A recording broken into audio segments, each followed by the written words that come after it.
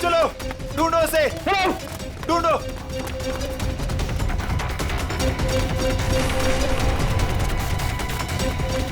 मिला क्या चोर? नहीं मिला। मिला? नहीं मिला। ढूंढो उसे, बच के निकलना नहीं चाहिए हमारी शॉल से। हाँ चलो चलो चलो।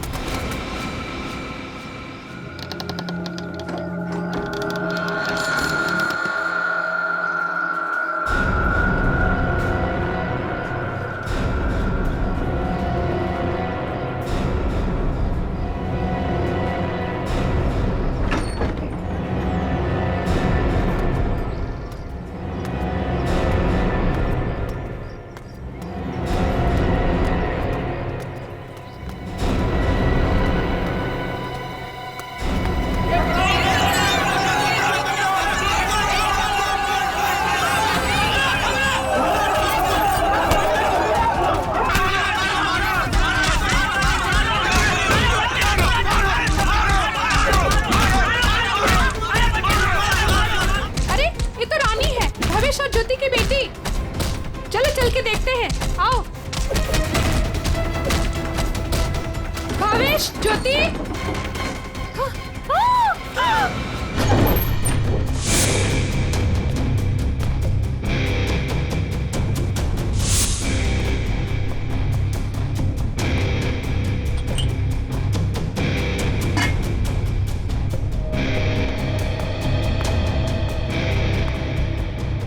तुमने इन दोनों का खून किया और बच्चा लेके भाग रहे थे ऐसे? साहब, मैंने इनका खून नहीं किया। मुझे गन भी चलाने नहीं आती। मैं 2 दिन से भूखा था साहब। सुबह एक घर से खाना चुराया था, लेकिन भीड़ मेरे पीछे पड़ गई तो भीड़ से बचने के लिए इस घर में छुप गया था साहब। इसकी तलाशी ली? हाँ सर, मगर गन नहीं मिली। आप लोगों ने यहाँ गोली चलने की आवाज सुनी थी? नहीं सर, नहीं। बच्चा चुरा के क्यों भाग रहे थे तुम? साहब, भीड़ से भागते हुए चुराया हुआ खाना फेंक दिया था। घर में इनको मरा पड़ा देखा और बच्ची इनके पास रो रही थी। फिर मैंने सोचा बच्ची को बेचेंगे तो पैसा मिल जाएगा साहब, बस कुछ नहीं।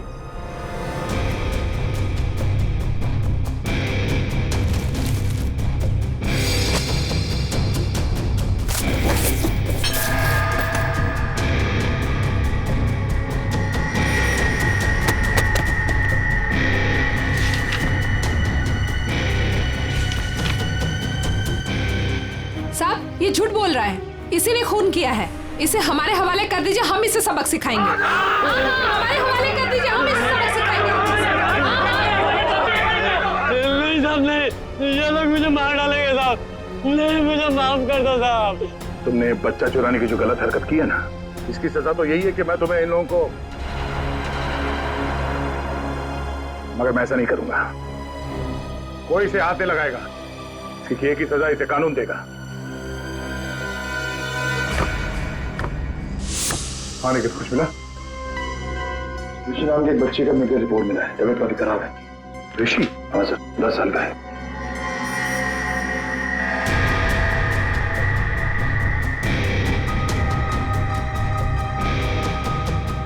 भावेश,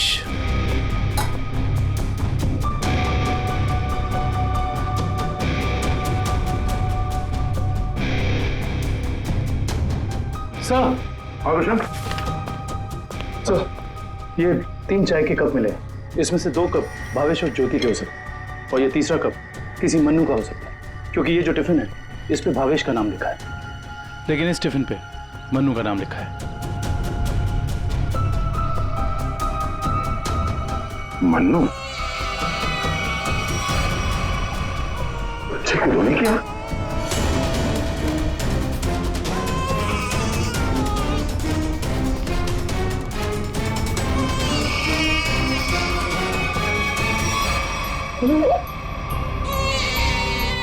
ये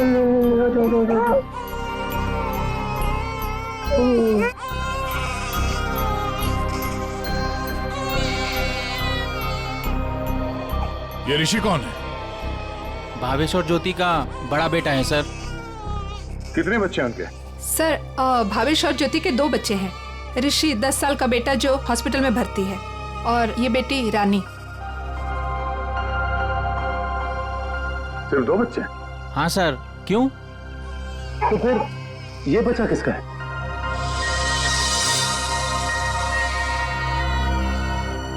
सर पता नहीं ये कौन है। सर भावेश और ज्योति 6 महीने पहले यहाँ रहने आए थे, तब ऋषि और रानी ही उनके साथ थे। तो ये बच्चा कहाँ से आया? अच्छा, ये बच्चा चाल में से किसी का तो नहीं? नहीं सर, नहीं सर। ये क्या चक्कर है? कोई और इनके साथ रहता है इनके परिवार में? सर ज्योति की एक बहन है मधु, वो आती थी यहाँ पर। आप लोग किसी मन्नू नाम के आदमी को जानते हैं? मन्नू? नहीं साहब, इस नाम का कोई भी आदमी इस चाल में नहीं रहता।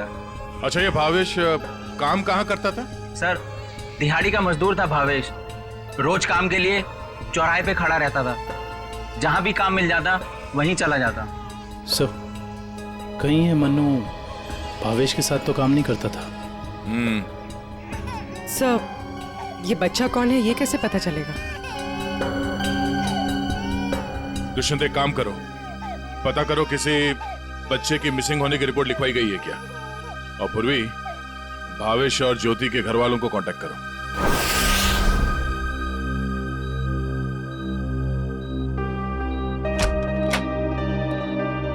डॉक्टर साहब, हम सीआईडी से। Hello sir. हेलो, ऋषि यही है? हाँ सर यही है। क्या हुआ सर? हम लोग इससे बात कर सकते हैं? नहीं सर, ये बात करने की हालत में नहीं है। ऐसा क्या हुआ इस बच्चे को? सर इसे किडनी की प्रॉब्लम है। क्या बात है सर, आप लोग यहाँ कोई प्रॉब्लम? एक्चुअली ऋषि के माँ बाप अब नहीं रहे। क्या? ओह माय गॉड, इसलिए इसके इलाज के लिए आज कोई रकम जमा करने नहीं आया। क्या मतलब? इलाज के लिए रकम? हाँ सर, एक्चुअली ऋषि का आज एक ऑपरेशन होने वाला था। इसके घर वाले आज 10 लाख रुपए जमा करने वाले थे। 10 लाख? ये वो लोग 10 लाख रुपए कैसे जमा कर पाते हैं? सर देखिए, 1 महीना पहले भी ऋषि का ऑपरेशन हो चुका था, तो तब भी उन्होंने 10 लाख रुपए जमा कर दिए थे। क्या? और सर इस ऑपरेशन के लिए भी उन्होंने पैसों का इंतजाम कर दिया था। मैं उन्हीं का वेट कर रहा था। सर आज मुझे इसे किसी भी हालत में ऑपरेशन करना पड़ेगा, वरना इसकी जान को खतरा है सर। डॉक्टर साहब, आप ही ऑपरेशन शुरू करिए, पैसों का इंतजाम हम लोग करेंगे। ठीक है सर, आप कहते हैं तो हम ऑपरेशन शुरू कर देते हैं। Okay sir.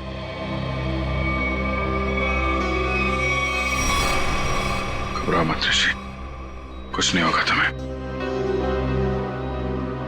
सर एक बात समझ में नहीं आई कि भावेश के पास इतने सारे पैसे आए कहां से? वही तो।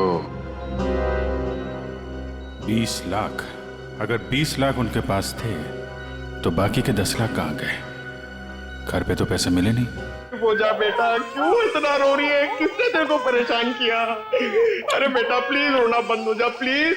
देख, अगर तू रोना बंद नहीं करेगी ना तो फिर मैं रोना चालू हो जाऊंगा।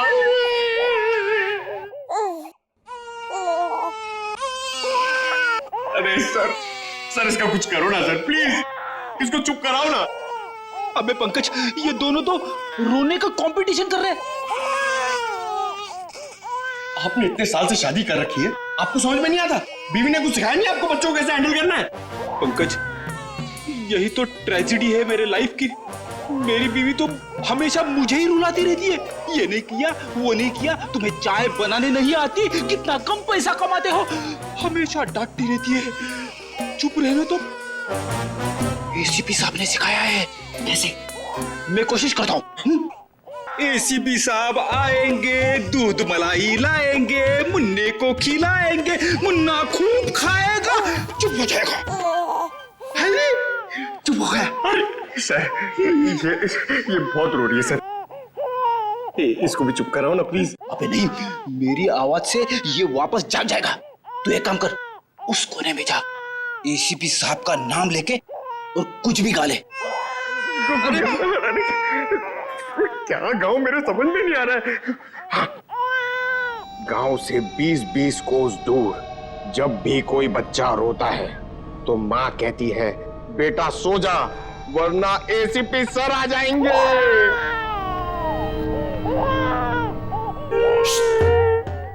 तुम क्यों रो रहे हो? बच्चा। अरे सर परेशान कर दिया बच्चों ने। सर मैं रोता हूं ना तो चुप हो जाती है। हे भगवान।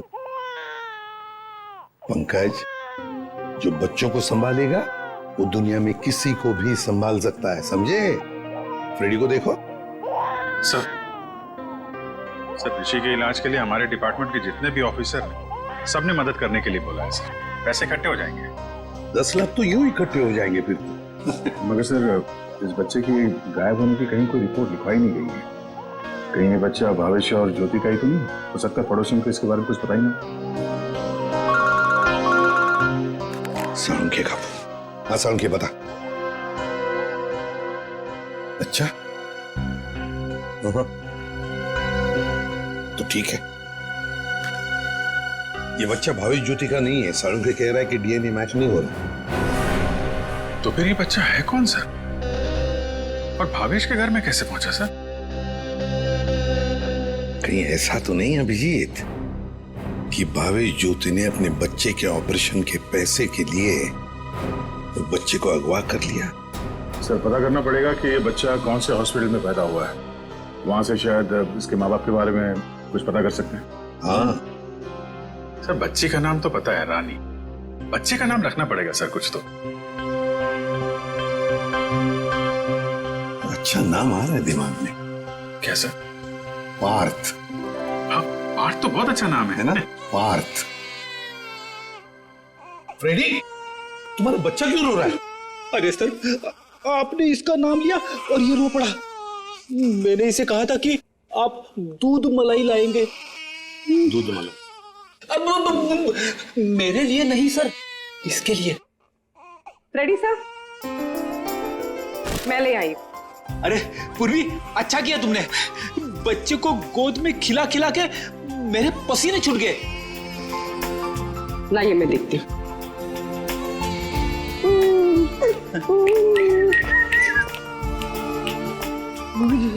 ले ले ले ले ले ले।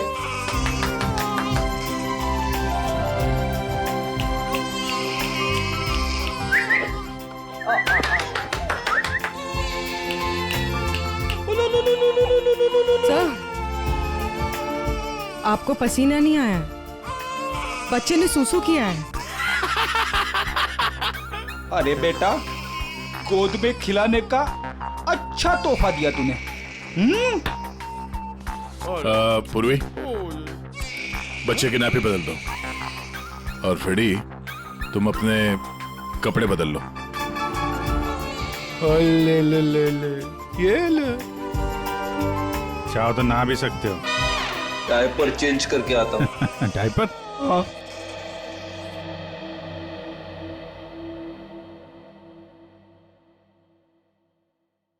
ये तो मन्नू का डब्बा है, नाम भी लिखा है उसका। आपकी साइड पर छूट गया था क्या? नहीं, मन्नू ने जहाँ खून किया था वहां छूट गया। मन्नू ने खून किया था? नहीं नहीं साहब। भावेश और उसकी पत्नी का खून हो गया और ये मन्नू उस वक्त उनके घर में था। हे भगवान, इसलिए भावेश आज काम पर नहीं आया। और मन्नू वो आज आया था काम पर? नहीं साहब, वो तो और 2-3 दिन नहीं आएगा। क्यों? क्या हुआ उसे? हुआ तो कुछ भी नहीं, पर वो कल गांव चला गया। कब? कल दोपहर में मिला था मुझे। नहीं यार, मैं जल्दी में हूँ, मुझे गांव जाना है, जरूरी काम है। मैं जरूर मिलता हूँ। अरे सुन तो ले। हाँ अच्छा। अरे नहीं सुन। मन्नू, बाद में पछताएगा। इस मन्नू का गांव कहाँ है? सोलापुर, चरौली गांव। ये फ्रेडी अंकल और पंकज अंकल बहुत परेशान कर रहे हैं। सर रजिस्ट्रेशन ऑफिस से 5-6 महीने पहले का रिकॉर्ड मिल गया है।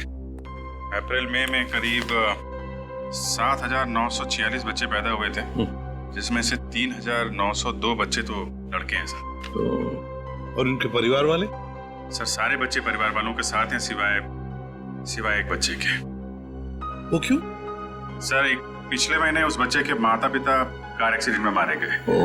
उसकी दादी थी, उसका भी कुछ पता नहीं चल रहा है, और बच्चा भी गायब है। बच्चा भी गायब है, दादी भी गायब है। अभिजीत, कहीं ये हमारा ये बच्चा तो नहीं है, उस दादी का पोता?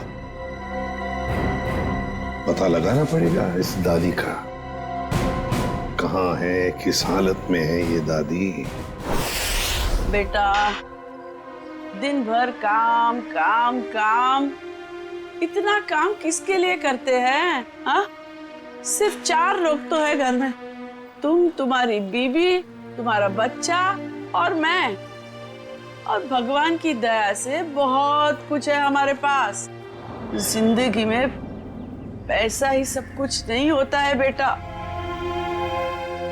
और पैसे से जो मिलता है सब कुछ है हमारे घर में। लेकिन खुशी नहीं है, खुशी नहीं है बेटा। जा देख आईने में अपना चेहरा देख, कितना मुरझा गया है तू। और एक माँ बच्चे का मुरझाया हुआ चेहरा नहीं देख सकती। अले रो मत रे मेरा बच्चा। ये देख तेरा बच्चा, मेरा एक लौता पोता, इस घर का एक लौता वारिस। लेकिन टाइम है तुम्हारे पास इसके लिए? है टाइम? एक दिन ये भी मुरझा जाएगा, और उस दिन तू बहुत पछताएगा, देख ले, बहुत पछताएगा। लेकिन तुझे इसकी जरा भी फिक्र नहीं है ना? ठीक है, जा तू मुंह हाथ धो ले और थोड़ा आराम कर ले। हाँ, तब तक मैं तेरे बच्चे से खेलती हूँ। और ले लो लला रहा है, क्यों रो रहा है बच्चा? अरे दूध चाहिए, दूध, भूख लगा है, दूध पिएगा? दादी दूध पिलाती, दादी दूध पिलाती। इतने बड़े दुख की बात है ना, इन्होंने अपना सब कुछ खो दिया।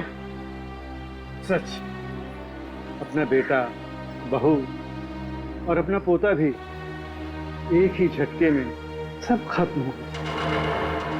अरे दूध नहीं पिएगा? बाप की तरह भूखा रहेगा? हाँ ठीक है, मैं तुझे सुलाती। हाँ, लल्ला लल्ला लोरी, दूध की कटोरी, दूध में बताशा, मेरा पोता करे तमाशा।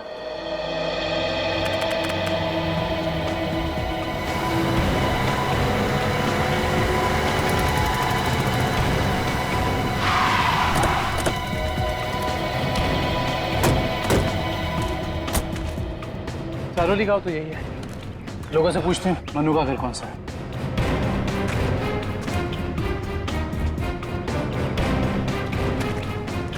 भाई साहब, ये रास्ता मनु के घर की तरफ जाता है। मनु साहब, वो रहा मनु।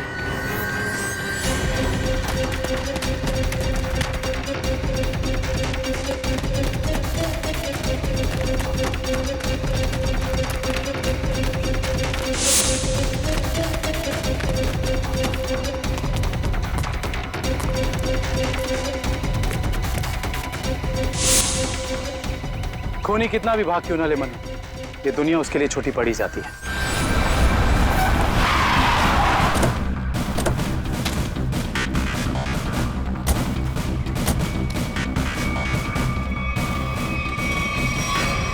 आइए सर, सावित्री देवी की दिमागी हालत बहुत खराब है। वो हमेशा खोई रहती है, कभी तो खूब हंसती है और कभी चिल्ला कर रोने लगती है। डॉक्टर्स को दिखाया आपने? दिखाया सर, डॉक्टर ने कहा कि उन्हें कोई बहुत बड़ा सदमा पहुंचा है। आइए सर, आइए।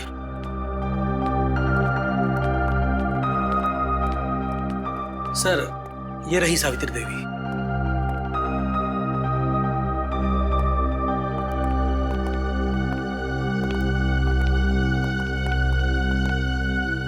सावित्री जी,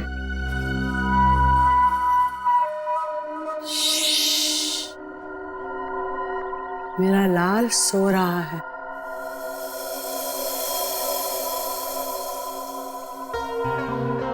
मेरे से बात करना। वैसे आप कैसी हैं? मैं अच्छी हूँ, भली चंगी हूँ, लेकिन तुम कौन हो भाई? हम लोग आपके दोस्त हैं।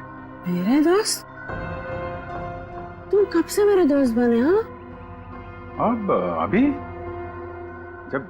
अभी आपको देखा और दोस्ती हो गई। सच्ची? और ये सब कौन है? जी, हम सब भी आपके दोस्त हैं। बहुत अच्छा। सावित्री जी, आपसे कुछ जरूरी बात करनी थी। थोड़ा यहाँ तो ये सो रहा है ना, डिस्टर्ब होगा, इधर आ सकते हैं?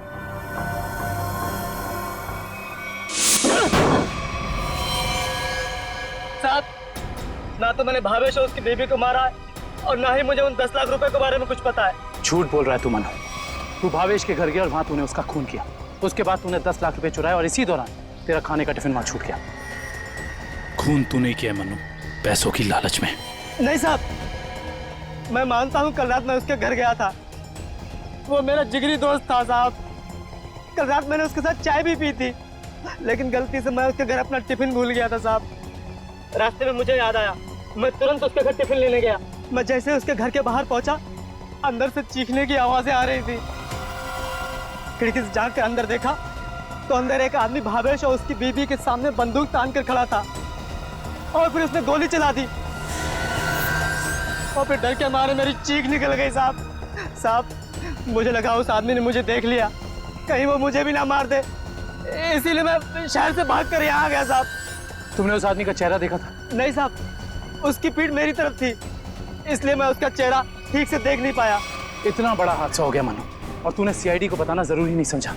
जानता है ना, ये भी एक बहुत बड़ा जुर्म है। ब्यूरो ले चलो इसे। आपका पोता हमारे पास है। मेरा पोता तो यहाँ सो रहा है ना?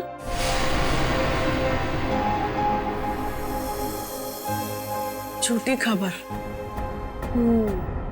सावित्री जी, हम इसकी बात नहीं कर रहे। ये तो खिलौना है। आपके असली पोते की बात कर रहे हैं। जी हाँ, आपके बेटे का बेटा। याद है आपको?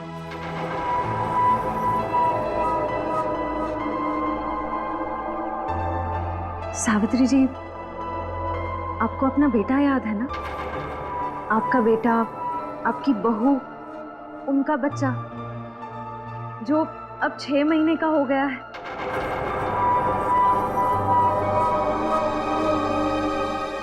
याद आया? सावित्री, याद करो। ये लोग उसकी बात कर रहे हैं जैसे तुम कलेजे का टुकड़ा कहकर याद किया करती हो। तुम्हारा लाडला, तुम्हारा पोता।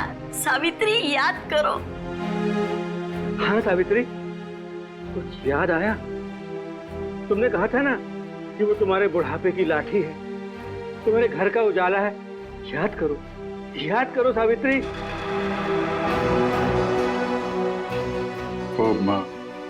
वो हमारे पास है। हम बहुत जल्द आपसे मिलवाएंगे। आप समझ रही हैं ना सावित्री जी? कोई फायदा नहीं है सर, वो आपको कुछ बता नहीं पाएंगे।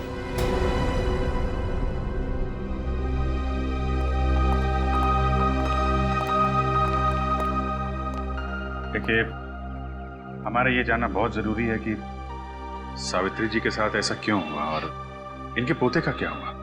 उसको तो शायद अगवा कर लिया गया। इनसे 20 लाख रुपए भी मांगे गए थे, लेकिन इनके परिवार में तो कोई भी नहीं है। इनके बहू और बेटे की दोनों की एक एक्सीडेंट में मौत हो चुकी है। घर भी बिक चुका है। ये खुद इस सदमे से अभी तक बाहर नहीं निकली है। बहुत बुरा हाल है इनका। Thank you very much.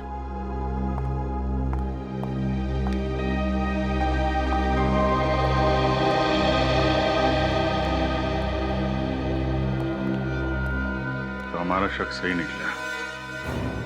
आवेश और ज्योति ने इनके पोते को किडनैप किया 20 लाख रुपए के लिए, ताकि उन पैसों से वो अपने बेटे ऋषि का इलाज करवा सके। हाँ सर, लेकिन सर ये 10 लाख रुपए कहाँ गए? कौन ले गए ये पैसे?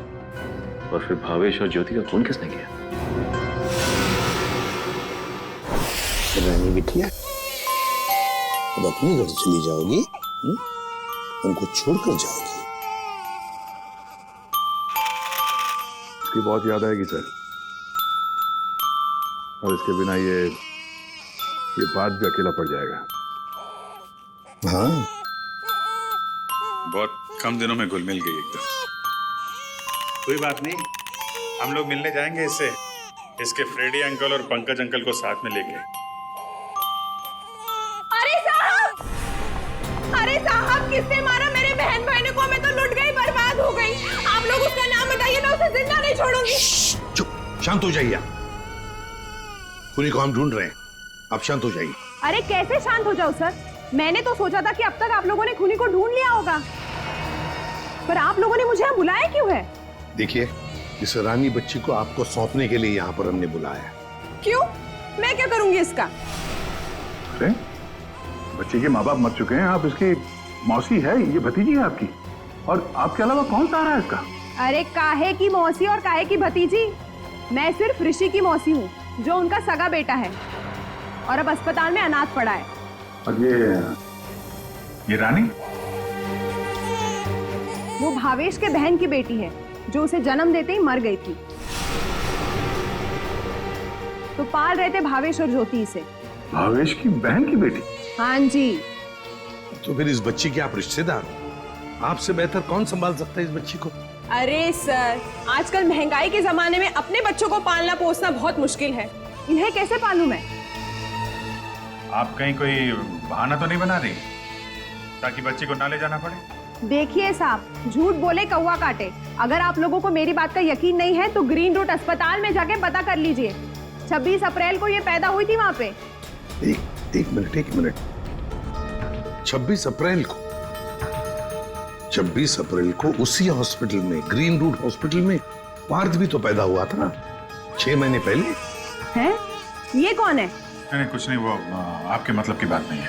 देखिए सर, आप लोग बार बार मुझे यहाँ बुला के तंग मत कीजिए। अब आप देख लीजिए इन बच्चों का क्या करना है। मैं चलती हूँ। कमाल है सर, कैसे कैसे लोग हैं सर, ये बिना स्वार्थ के कोई काम ही नहीं करता। यही सच्चाई है दया, यही सच्चाई है। सर ये कैसे संयोग है? ये दोनों बच्चे एक ही दिन एक ही हॉस्पिटल में पैदा हुए? एक ही दिन एक ही हॉस्पिटल में दोनों बच्चे पैदा हुए। जरूर उस तारीख को उस हॉस्पिटल में कुछ न कुछ तो हुआ था। क्या हुआ होगा पता लगाना पड़ेगा। Green route hospital. इसी साल अप्रैल 26 तारीख को कांता और पूजा नाम की 2 औरतों ने बच्चों को जन्म दिया था इस हॉस्पिटल में। हमें उनकी पूरी डिटेल चाहिए। क्या बात है सर? उनमें से एक बच्चा किडनैप हो गया। 1 मिनट सर। हाँ सर, कांता ने एक लड़की को जन्म दिया था और पूजा को लड़का हुआ था। पूजा मिस्टर अनुज की वाइफ है और कांता के पति का नाम नहीं है। मिस्टर भावेश उनके गार्जियन हैं। ये दोनों परिवार एक दूसरे को जानते थे? नहीं सर, एक की डिलीवरी जनरल वार्ड में हुई थी और दूसरी की डीलक्स में। ठीक है, थैंक यू। सर, मैं आपको उन बच्चों के बारे में कुछ बताना चाहती हूँ। जी कहिए। वो दोनों डिलीवरी डॉक्टर सुमित और नर्स मधु ने की थी। सर, जब मैं उनके कमरे में गई तो डॉक्टर सुमित और नर्स मधु आपस में कुछ बात कर रहे थे। मुझे देखते ही वो दोनों चुप हो गए। भावेश, ज्योति और बच्चे के बारे में बात कर रहे थे। क्या बात कर रहे थे वो मैंने सुना नहीं। डॉक्टर सुमित और नर्स मधु कहाँ हैं? डॉक्टर सुमित तो विदेश चले गए और मधु ने आज छुट्टी ले रखी है। ये मधु कहाँ रहती है?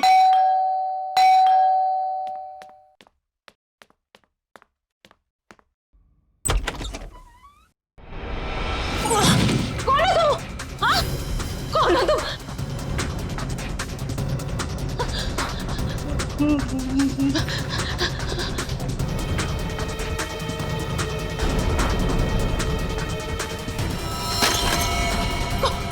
कौन हो तुम?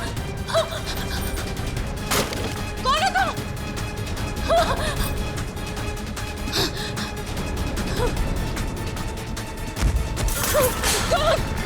कौन हो तुम? बचा,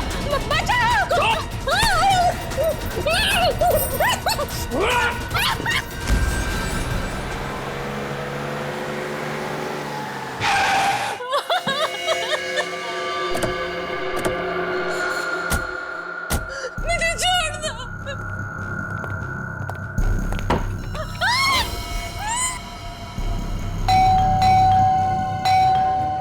बस दरवाजा क्यों नहीं खोल रही है?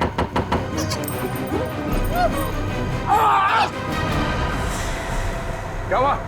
दरवाजा खोलो! दरवाजा खोलो!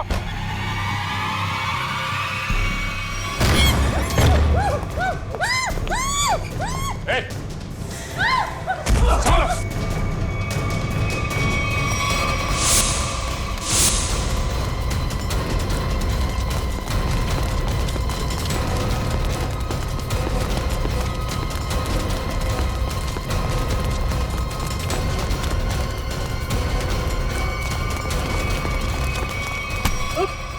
बस बस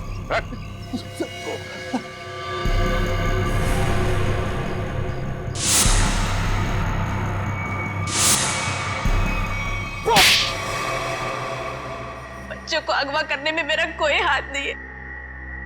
6 महीने पहले मैंने सिर्फ उनकी अदला बदली की थी। जब वो दोनों पैदा हुए थे ग्रीन रूट हॉस्पिटल में, बस इसके अलावा मुझे कुछ नहीं पता। क्यों की थी अदला बदली? हाँ? भावेश ने मुझे कहा था कि उसकी बहन के बेटे को एक अमीर औरत की बेटी से बदल देना, और कहा था कि किसी को भी पता नहीं चलना चाहिए। उसके लिए अमीर लोगों ने मुझे पैसे भी दिलाए थे। एक मिनट। भावेश की बहन को तो बेटी हुई थी ना, वो रानी? नहीं सर, उसे बेटा हुआ था और उस अमीर औरत को बेटी हुई थी। उस अमीर परिवार को वारिस चाहिए था। उसके लिए भावेश की बहन के बेटे को वो अपना बेटा बनाकर ले गए। भावेश की बहन मर गई और भावेश अमीर घर की बेटी को अपने साथ ले गया? जी सर। अमीर घर के लोगों को चाहिए था वारिस, एक लड़का, और भावेश को अपने बेटे ऋषि का इलाज करने के लिए चाहिए था पैसा, 20 लाख रुपए। दोनों ने बच्चों की अदला बदली की और अपना स्वार्थ पूरा कर लिया। और ये धनीराम, इससे क्या दुश्मनी है तुम्हारी? पता नहीं सर, मैं तो इसे जानती भी नहीं। क्यों धनीराम? भावेश और ज्योति को मार के उनके 10 लाख रुपए लूट लिए तुमने। अब इससे क्या चाहते हो? हा? सर, मैं तो बस इसका मुंह बंद करना चाहता था, ताकि ये बच्चों के हेरा फेरी के बारे में हम लोगों को कुछ न बता सके। क्यों? सर, मैं उस अमीर परिवार के घर में नौकरी करता था सर। उनकी मौत के बाद भावेश की बहन का बेटा मेरे पास आ गया सर। मैं उस बच्चे को लेकर भावेश के पास गया ताकि बच्चा उसे लौटा दूं और उसे 20 लाख रुपए ले लूं साहब।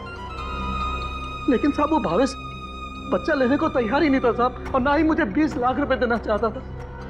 बल्कि वो दोनों पति पत्नी मुझे धमकी देने लगे, कहने लगे कि हम सारी सच्चाई पूरी दुनिया को बता देंगे। तो साहब फिर मजबूरी में मैंने साहब। तुमने उन दोनों का खून कर दिया, फिर बच्चे को वहां घर पे छोड़ा और घर पे रखे हुए 10 लाख रुपए उड़ा लिया। कहाँ है वो पैसे? अब मैंने तो बस नमक का हक अदा किया साहब। मेरे पास पैसे नहीं है साहब, मेरे पास नहीं है पैसे। धनीराम, अमीर जोड़ा तो मर गया, अब और किसका नमक खाया तुमने? हाँ? किससे दिए पैसे?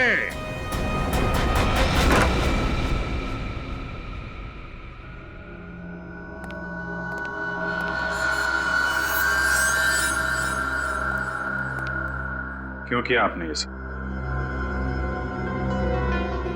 देखिए, हमें सब कुछ पता चल चुका है। चुप रहने से कोई फायदा नहीं। हम समझ सकते हैं कि इस उम्र में जिंदगी से जूझना मुश्किल हो जाता है, लेकिन गुनाह तो गुनाह है ना। आपकी उम्र आराम से जिंदगी गुजारने की है, मगर आपने जो गुनाह किया है उसकी सजा तो आपको भुगतनी ही पड़ेगी। अफसोस गुनाह करने से पहले करना चाहिए था। अब चुप रहने से आपके गुनाह मिट नहीं सकते। आपको हमारे साथ चलना पड़ेगा।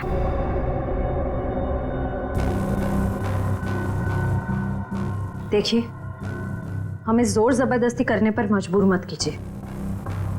हम सिर्फ आपकी उम्र का लिहाज कर रहे हैं, वरना मुजरिमों से निपटना हमें खूब आता है। श्रेया, सावित्री जी, सावित्री जी,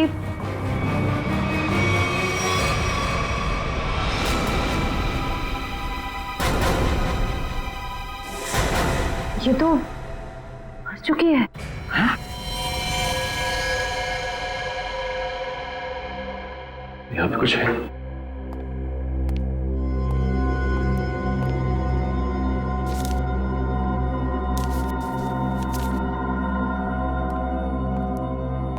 ये देखिए सर, सावित्री जी के हाथ का लिखा लेटर। मैं मुजरिम हूं, ये सब मैंने किया है। एक्सीडेंट में मेरे बेटे और बहू की मौत के बाद मेरा सब कुछ खत्म हो गया। बेटे के लेनदार मेरे पीछे पड़ गए और सब कुछ नीलाम करने के बाद भी मैं उनके कर्जे नहीं चुका सकती थी। इसलिए मैंने धनी राम को भावेश के घर में भेजा कि वो अपनी बहन का बेटा वापस ले ले और जो 20 लाख रुपए मैंने दिए थे वो मुझे लौटा दे। लेकिन भावेश ने मना कर दिया और गुस्से में धनी राम ने उनका खून कर दिया। ये सब मैंने वारिस के चक्कर में किया था। अपनी पोती को दे के बेटा चाहती थी मैं। ये मेरी सबसे बड़ी भूल थी। बेटी हो या बेटा, कोई फर्क नहीं पड़ता, दोनों भगवान की देन है। मैं ऐसी शर्मनाक जिंदगी नहीं जी सकती, इसलिए मैं खुदकुशी कर रही हूं। हो सके तो मुझे माफ कर देना सावित्री।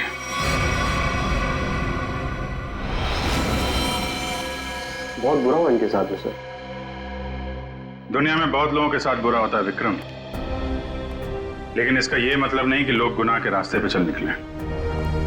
और आत्महत्या, ये तो सबसे बड़ा गुनाह है।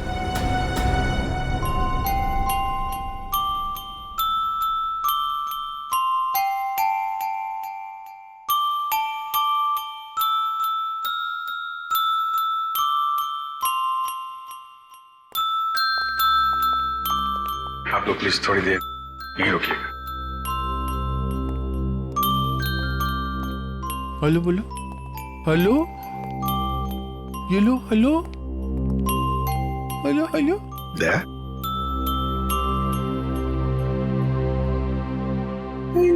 क्या वो एनजीओ वाले आ गए हैं बच्ची को? सर, मेरी एक रिक्वेस्ट थी सर।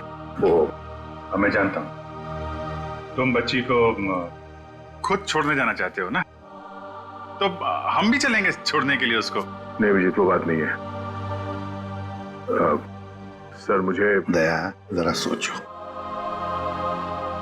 बच्ची को हम भी रखना चाहते हैं, रोज हर रोज उसके साथ खेलना चाहते हैं, देखेंगे हम उसको, लेकिन हम उसकी अच्छी तरह से परवरिश नहीं कर पाएंगे।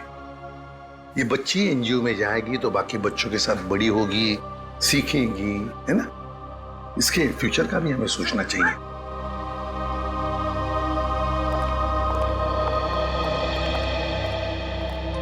सर आप चिंता मत कीजिए, हम आपसे प्रॉमिस करते हैं कि हम बच्चों का पूरा ख्याल रखेंगे। अब आप इन्हें हमें सौंप दीजिए। जी दया, पुष्पा, संगीता, बच्चों को ले आओ।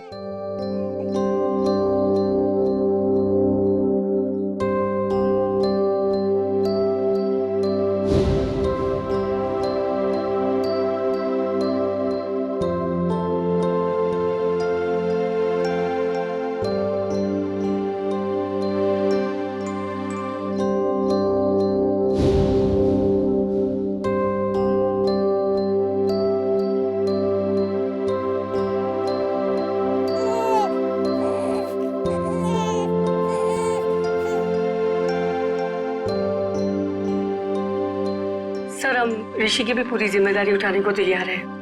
उसकी हर सुविधा का हम ख्याल रखेंगे। पता है मुझे, लेकिन देखिए ऋषि के इलाज के सारा खर्चा सीआईडी उठाएगी। Okay ji, thank you. Thank you.